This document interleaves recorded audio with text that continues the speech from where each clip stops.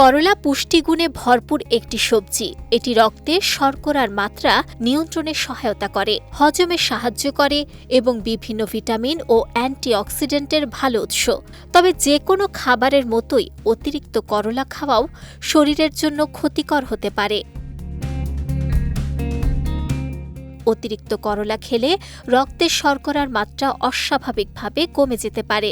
বিশেষ করে যারা ডায়াবেটিসের ওষুধ ও ইনসুলিন ব্যবহার করেন তাদের ক্ষেত্রে করলা বেশি খেলে হাইপোগ্লাইসেমিয়ার ঝুঁকি বাড়তে পারে। এতে মাথা ঘোরা, দুর্বল লাগা, অতিরিক্ত ঘাম, শরীর কাঁপা বা অজ্ঞান হয়ে যাওয়ার মতো সমস্যা দেখা দিতে পারে।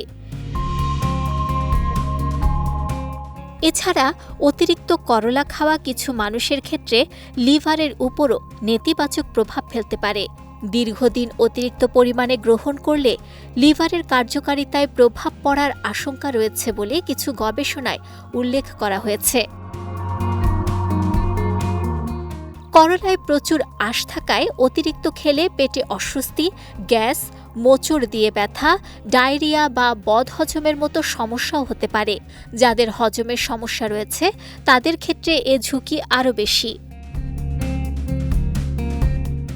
গর্ভবতী নারীদের ক্ষেত্রে অতিরিক্ত করলা খাওয়া নিয়ে সতর্ক থাকার পরামর্শ দেওয়া হয়েছে।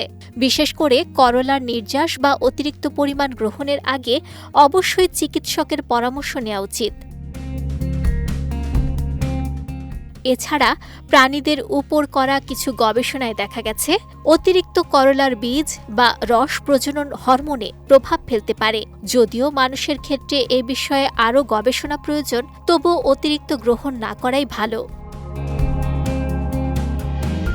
পুষ্টিবিদদের মতে সপ্তাহে 2 থেকে 3 দিন পরিমিত পরিমাণে করলা খাওয়া সাধারণত নিরাপদ। আর করলার রস পান করতে চাইলে প্রতিদিন 30 থেকে 50 মিলিমিটারের বেশি না খাওয়াই ভালো। কোনো রোগের জন্য নিয়মিত করলা খেতে চাইলে বা ডায়াবেটিসের ওষুধ সেবন করলে অবশ্যই চিকিৎসকের পরামর্শ নেওয়া উচিত। মনে রাখবেন, করলা উপকারী একটি সবজি, তবে অতিরিক্ত নয়, পরিমিত পরিমাণেই এর সর্বোচ্চ উপকারিতা পাওয়া যায়। বিজয় টিভি নিউজ ডেস্ক।